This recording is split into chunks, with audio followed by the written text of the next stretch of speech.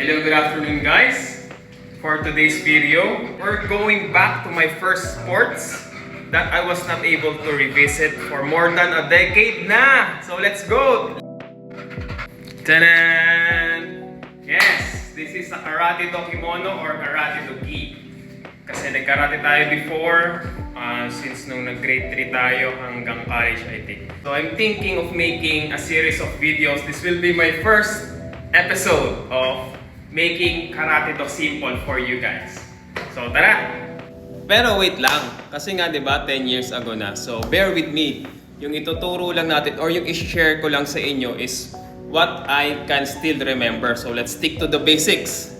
And the reason why I'm trying to share this with you is for self-defense. So usually nag-i-start yung lesson ng karate sa stances. But for this video and for this series, let's start with the defense, the blocking. And before we proceed to the blocking, I hope you try to understand with me first yung 3 levels sa karate. Yung pinaka 3 basic levels or target levels sa karate, which is the upper, the middle, and the lower. We call it sa karate do ng Jodan, Chudan, and Jedan. The Jodan is the upper level, which is from the neck up. This is the Jodan, no?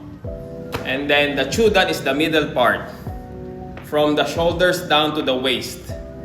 Yan. From the shoulders down to the waist, especially the solar plexus area. And the Jedan or the Gedan is the waist down. Okay, those are the 3 parts or target levels sa karate do.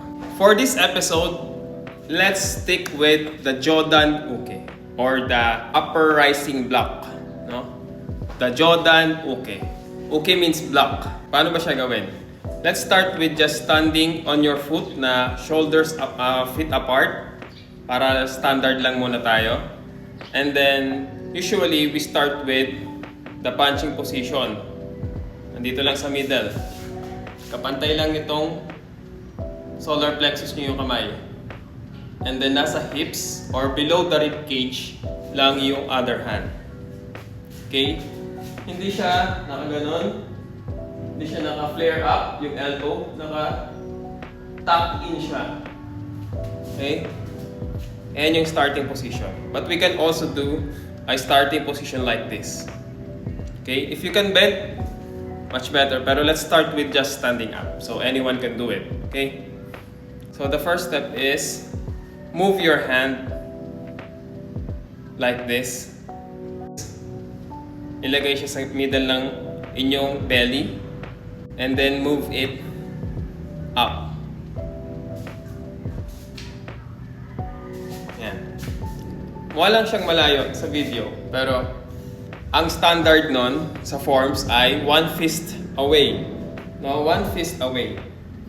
And then yung wrist, itong wrist nyo, dapat pantay siya ng middle fist or more than your middle face. And then hindi siya naka-flare up hindi naka-flare up yung siko, palabas. The Shorin Ryu style is always close to your body, somewhat the elbow, no? Yan. And then hindi rin naka-up naka-shrug yung shoulder, hindi naka-ganon, no? First step is 1, and then 2. 1, and then 2. 1, and then 2.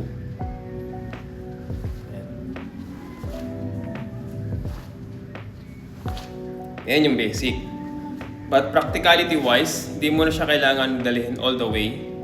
You just have to teach your body to memorize yung movement. Kasi ang pinaka-purpose mo or ang pinaka-gusto mong mangyari, ang intention mo is to do the twisting. Yan, the twist.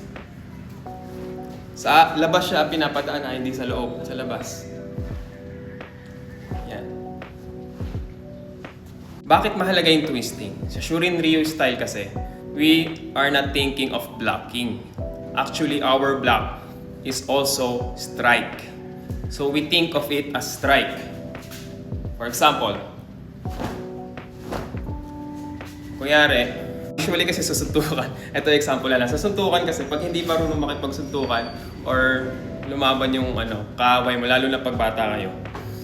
Based on experience, siyempre magaganon-ganon muna yan, di ba? Gaganon-ganon, yung tutulak-tulak. Nung panahon ko, ganon eh. Ewan ko ngayon kung ganon pa rin kayo.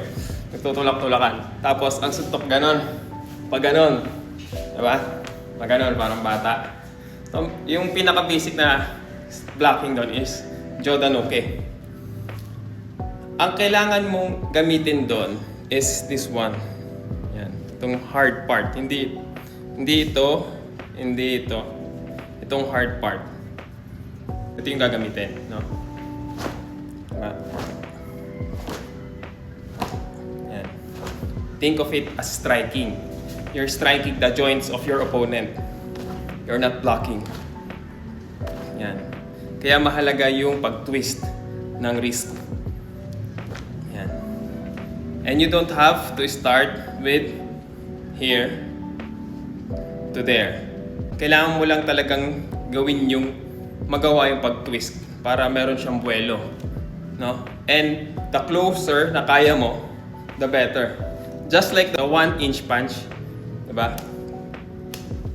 Kung kaya mo na siyang gawin, usually ang punch is galing sa malayo, diba? Pero meron din 1-inch punch. Ganon din sa blocking sa karate. Yung basic is like this.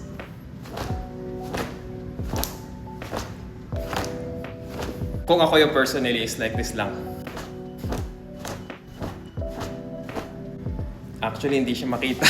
Hindi siya makita sa video, pero ganito yung basic pag slow motion. Sorry, ganito na lang. Yan. Ang basic pag slow motion, ganito.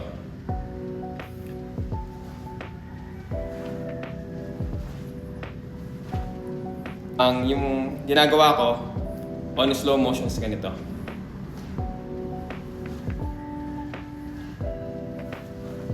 Yan. So, sa mabilis, ganito siya. So, that's Jodan okay.